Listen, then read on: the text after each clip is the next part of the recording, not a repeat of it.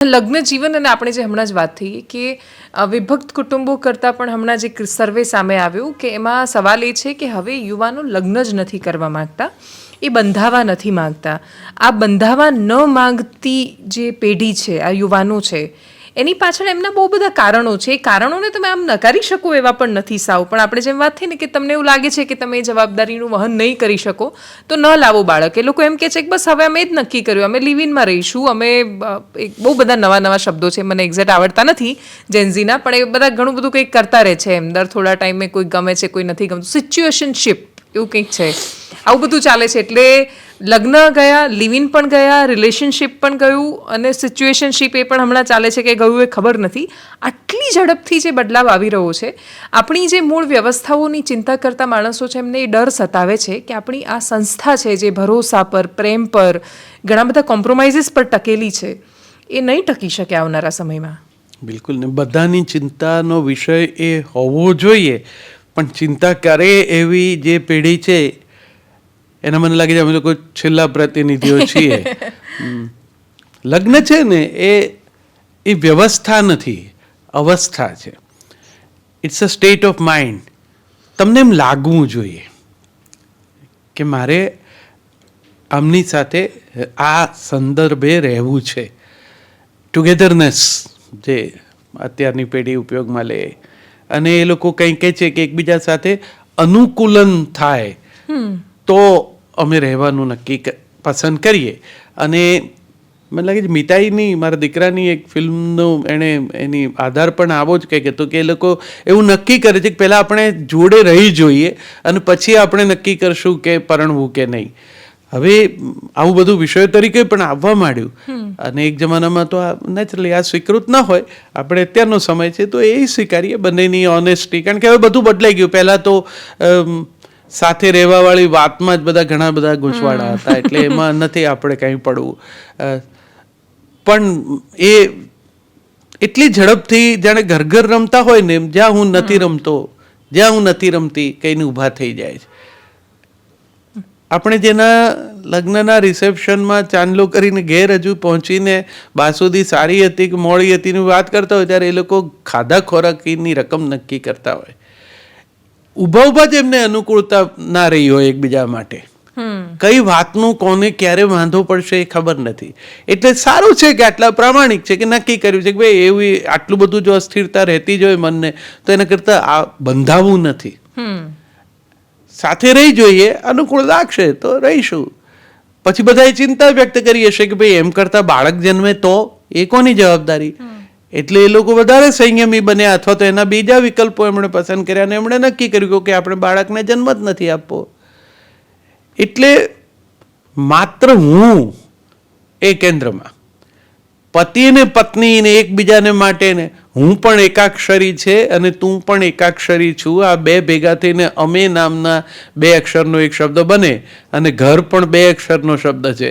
તો એને માટે આવી વ્યવસ્થાની સમજણ હોવી જોઈએ. એવું હવે કંઈ છે નહીં અનિવાર્યપણે. એટલે હું જ અગત્યનો, પુરુષને માટે પણ, અને એને માટે તો હતો જ, એવું આપણે કાયમ કહેતા આવીએ છીએ. તો હવે સ્ત્રીઓ માટે પણ છે કે ભાઈ હું જ અગત્યની મારે માટે. એ વ્યવસ્થામાં ક્યાંક તું ગોઠવાઈ શકતો હોય તો બરોબર છે. હવે એમાં સાસુ સસરા તો આપણે ઉલ્લેખ ન કરી શકીએ. દાદા દાદી બહુ દૂરની વાત થઈ. હું અમેરિકા હતો તો પેલું એ લોકો એને માટે ગાર્બેજ બિન જેવો શબ્દ પ્રયોગ કરે છે, કચરો નાખવાના ડબ્બા, કોથળા. એટલે એવું પૂછે પણ ખરા પરણતા પહેલા કે ગાર્બેજ બિન છે.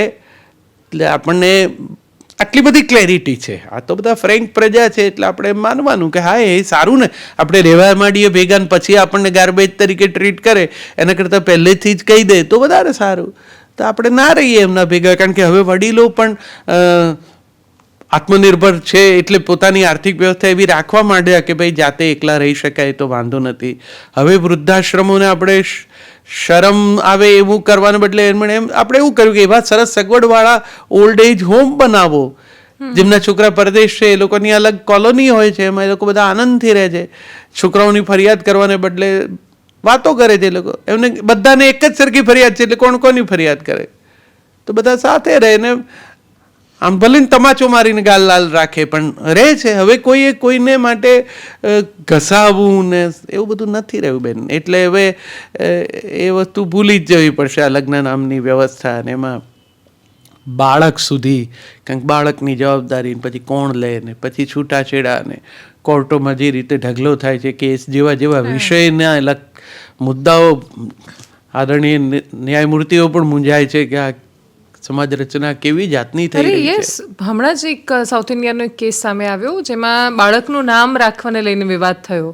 એટલે પત્ની અલગ નામથી બોલાવતી હતી, પતિ કંઈક એને શનિ કહેતા હતા, અને પછી છેલ્લે કોર્ટેમાં જજે કહ્યું કે એક કામ કરો, આર્યવર્ધન નામ રાખી દો, તમારું આર્યન પણ આવી ગયું, તમારું શનિનું વર્ધન એ પણ આવી ગયું.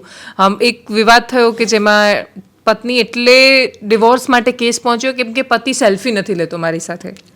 એટલે પછી જજે સમાધાન કરાવ્યું અને કોર્ટમાં એ લોકોએ સેલ્ફી લીધી અને પછી જજે એને પોસ્ટ પણ કરી. કેટલું સરસ કે આ લોકોને સેલ્ફી એટલી મહિમાવંતી લાગે છે સાથ કરતા.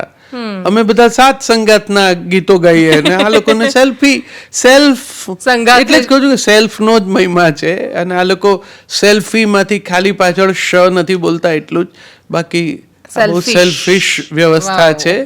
અને એમાં મને એક જ વાતનો આનંદ છે કે એટલા પ્રામાણિક છે કે એ લોકોને ખબર છે કે એ લોકો સેલ્ફિશ છે. તો બંને સેલ્ફિશ લોકો ભેગા થાય તો બંને આખો દિવસ આ જ ગણિત માંડે, એમાં છોકરા અટવાઈ જાય. દાદા દાદી તો હાલો એમના ભાગનું જીવી લીધું, પણ આ છોકરાનું શું? તે સારું છે, સારું, ભલે આમ કરતા રહે. પણ એ નથી સમજતા કે જે ઉંમરે એ લોકો આ બધું કરે છે એ ઉંમર પણ જવાની, અને એક એવી ઉંમર આવશે જ્યારે તમને એકબીજાના સાથનો મહિમા સમજાશે, જ્યારે એમ ખબર પડશે કે આમ પથારીથી સહેજ જ આ ઘી પડેલી બામની શીશી તમે ન લઈ શકો તો કોઈ આપે, એવી તમને જ્યારે ઈચ્છા થાય ત્યારે બધી આધુનિકતાઓ ને બધા સ્વતંત્રતા ને સમાનતા ને મી ટાઈમ ને સ્પેસ ને એ બધું છે ને એ બધું મિથ્યા લાગવા માંડશે. ભલે ને એ સ્વાર્થી જ વ્યવસ્થા છે. ત્યારે તમને વિચાર આવ્યો કે બામની શીશી માટે વહુ લાવવાની છે, એવું જરાય છે નહીં. માત્ર જે માણસને પોતે સલામત રહે, સ્વસ્થ રહે એવી ઈચ્છા હોય છે એ વખતે કોઈક પાસે જોઈએ ને પાસે જોઈએ એમાં વ્યવસ્થા પૈસા. મેં એવા માણસો જોયા છે બગીચામાં ચાલવા આવતા પૈસાવાળાના, બહુ સક્સેસફુલ બિઝનેસમેન, દીકરો પણ પછી તો એ ધંધામાં જામી ગયો હોય, એણે એક માણસ રાખ્યો હોય જે બાપાની સાથે વોક લેવા માટે આવે. અને હવે એને શું કામ વોક લેવો હોય?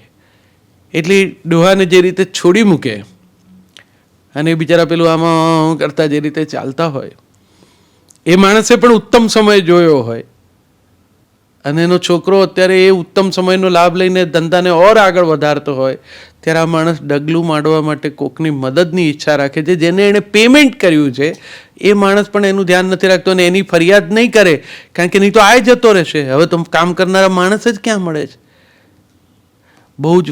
બહુ વરવી વાસ્તવિકતા છે સમાજની. આને વિકાસ કે આપણે પ્રગતિ કે સ્વતંત્રતા અને એવું બધાથી આમ ગણના કરીને બોલીએ એટલું જ. બાકી ઘરડા થાવ તો ઘરડા થઈને કેવી રીતે રહેવું એની વ્યવસ્થા આજથી વિચારી લ્યો ને ટકી જવાય તો ટકી જવાય. બાકી બહુ કપરા દિવસો છે.